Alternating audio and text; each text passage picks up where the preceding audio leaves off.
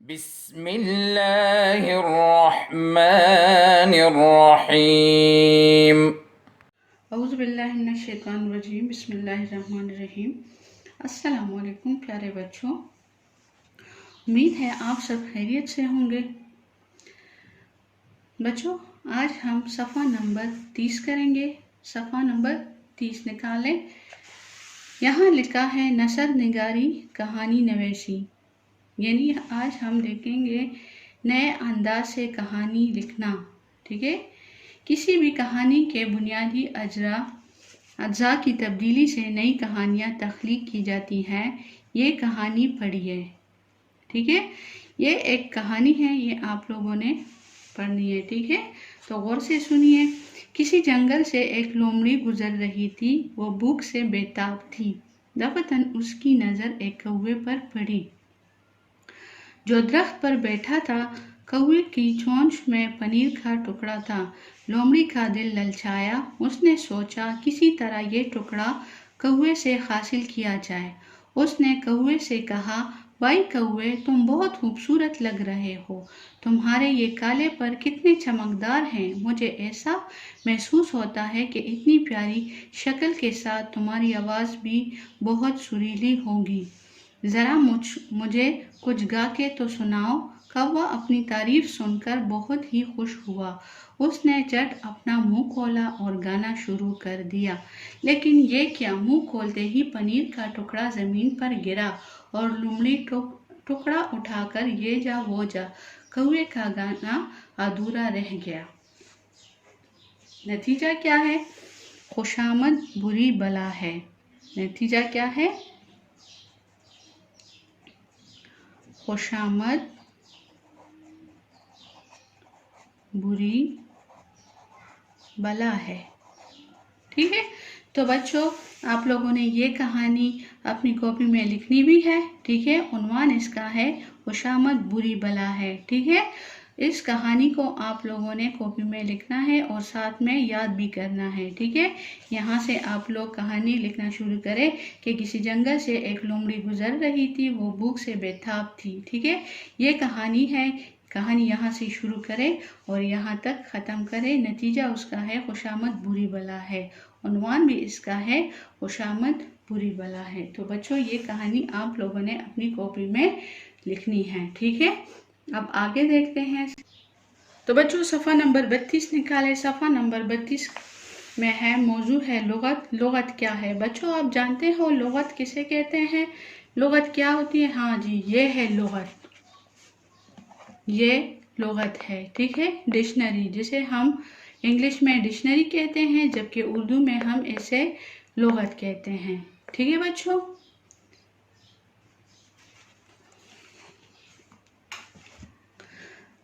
اب آگے دیکھیں۔ دنیا میں بولی جانے والی تمام زبانیں ہزاروں الفاظ پر مشتمل ہوتی ہیں۔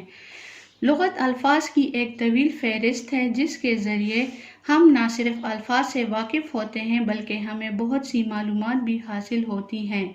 یعنی یہ جو لغت میں نے آپ لوگوں کو دکھائی، ٹھیک ہے، تو اس میں بہت سارے الفاظ بھی ہوتے ہیں اور ساتھ میں اس کے معنی بھی لکھے ہوئے ہوتے ہیں۔ اس میں کیا کیا ہوتا ہے؟ الفاظ کے درست ہجے، الفاظ کا درست تلفظ، معنی۔ بہت سے الفاظ کے ایک سے زیادہ معنی بھی ہوتے ہیں۔ مترادف الفاظ، لفظ مذکر بولا جاتا ہے یا مؤنث، بنیادی طور پر کس زبان کا لفظ ہے، مثلا ہندی یا فارسی۔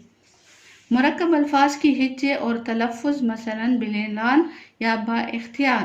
الفاظ کی اس طویل فہرست سے آپ اپنا مطلوبہ لفظ کیسے ڈھونڈیں گے؟ اس کے لیے ضروری ہے کہ آپ لغت میں لکھے گئے الفاظ کی ترتیب سے آگاہ ہوں۔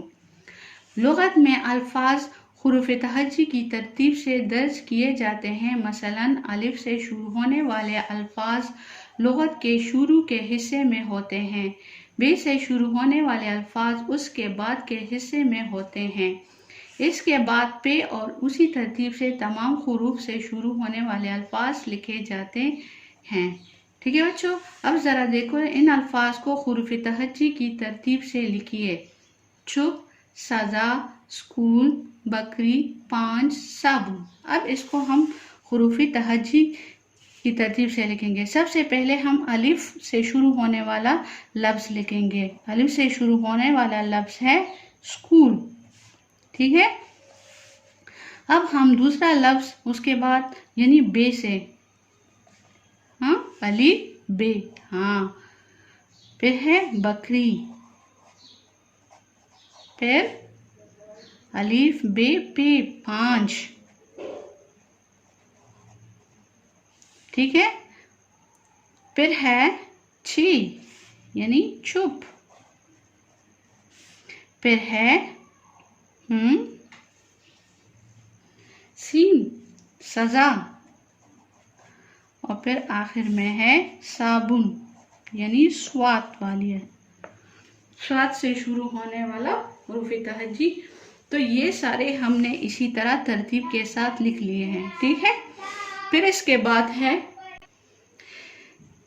بعد ہے ایک ہی حروف سے شروع ہونے والے بہت سے الفاظ ہوتے ہیں۔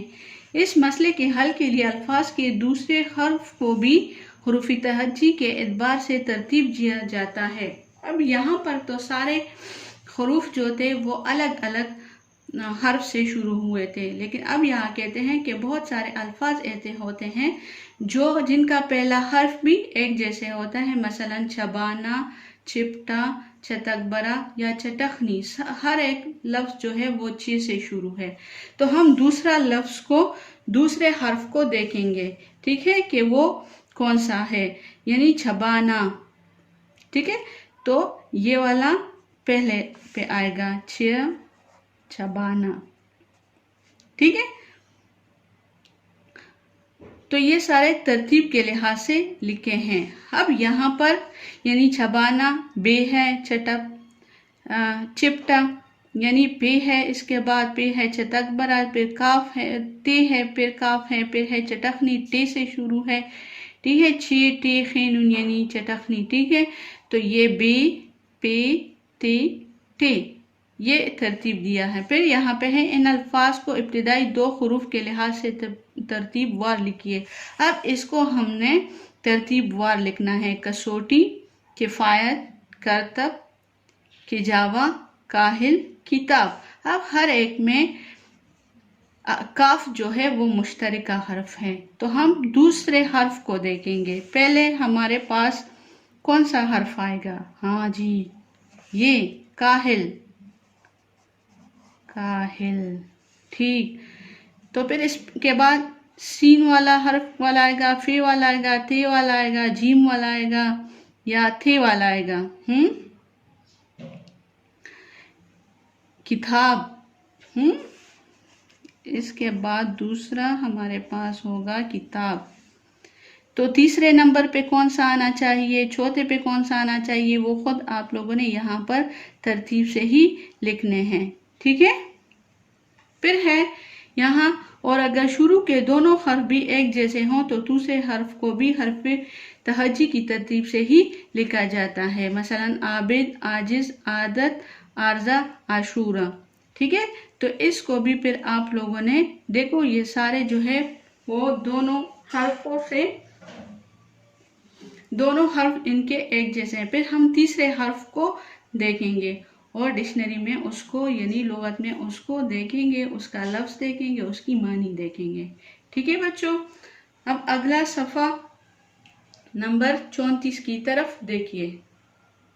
صفحہ نمبر 34 پہ ہے مشق، ذخیرہ الفاظ، یعنی دیے گئے الفاظ کے معنی لغت میں سے تلاش کر کے لکھیے۔ تو یہ الفاظ کے معنی آپ لوگوں نے خود ہی لغت میں ہی تلاش کرنے ہیں، یہ گھر کا کام ہے آپ لوگوں کا، ٹھیک ہے۔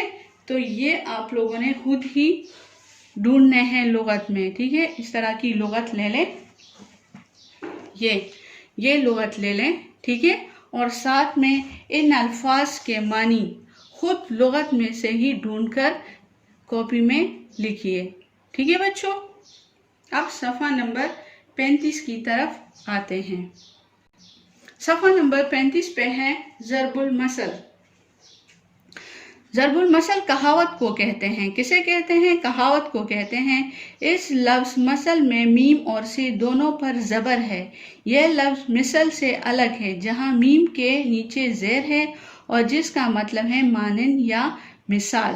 ٹھیک ہے، ایک مثل ہے اور ایک مثل ہے، تو یہ ضرب المثل ہے. ٹھیک ہے، جسے کہتے ہیں کہاوت. ٹھیک ہے، مثل یا کہاوت میں کوئی گر کی بات کہی جاتی ہے، جیسے زندگی کے تجربات کا نچوڑ یا خلاصہ کہنا چاہیے.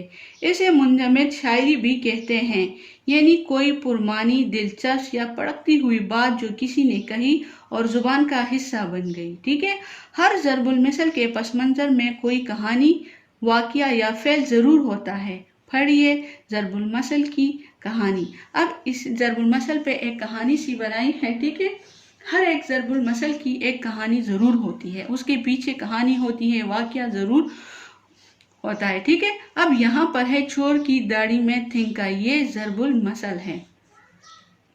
ٹھیک ہے، یہ کس طرح وجود میں آیا؟ اب ذرا یہ پڑھتے ہیں. ٹھیک ہے، کسی گاؤں کے چودھری کی بھینس چوری ہو گئی. چودھری صاحب بہت غصے میں تھے. تمام مزاروں، نوکروں وغیرہ سے پوچھ گچھ کی گئی، کسی سے کچھ معلوم نہ ہو سکا. گاؤں کے ایک بزرگ کو بلوایا گیا، وہ بہت سمجھدار تھے. انہوں نے سب لوگوں کو ایک قطار میں کھڑا کروا دیا، اپنی آنکھیں بند کیے اور ایسے بیٹھ گئے جیسے مراقبے میں ہوں. کچھ دیر کے بعد آنکھیں کھول لی اور بولے، بھائی چور یہی ہے، نشانی اس کی یہ ہے کہ اس کی داڑھی میں تنکا ہے. یہ سنتے ہی ایک شخص کا ہاتھ فوراً اپنی داڑھی پر گیا. چودھری صاحب نے فوراً اسے گدی سے پکڑا. اس نے پکڑے جانے پر چوری قبول کی اور بھینس کا سراغ بھی بتا دیا. جب سے یہ مثل مشہور ہو گئی، اکثر جس کسی نے کوئی قصور کیا ہو، ضرور اس کے کسی نہ کسی عمل سے وہ ظاہر ہو کے رہتا ہے. ٹھیک ہے، امید ہے بچوں آپ لوگوں کو یہ کہانی سمجھ آ چکی ہوں گی. ٹھیک ہے، پھر آگے ہیں کچھ ضرب الامثال. یہ ہیں: نمبر 1، ناچ نہ جانے آنگن ٹیڑھا، اپنا کام نہ جاننا اور الزام کسی اور پر لگانا. ٹھیک ہے، یہ اس کا مطلب ہے. نمبر 2، چراغ سے چراغ جلتا ہے، ایک سے دوسرے کو فائدہ ہونا، جیسے علم ایک سے دوسرے کو منتقل ہوتا ہے. ٹھیک ہے، اس کے معنی یہ ہے: سمندر میں رہ کر مگرمچھ سے بیر، جہاں رہنا ہو وہاں کے لوگوں سے دشمنی رکھنا. تو اس کی معنی ہے جہاں رہنا ہو وہاں کے لوگوں سے دشمنی رکھنا، یعنی سمندر میں رہ کر مگرمچھ سے بیر.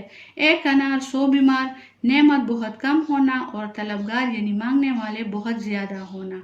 یہ اس کا مطلب ہے.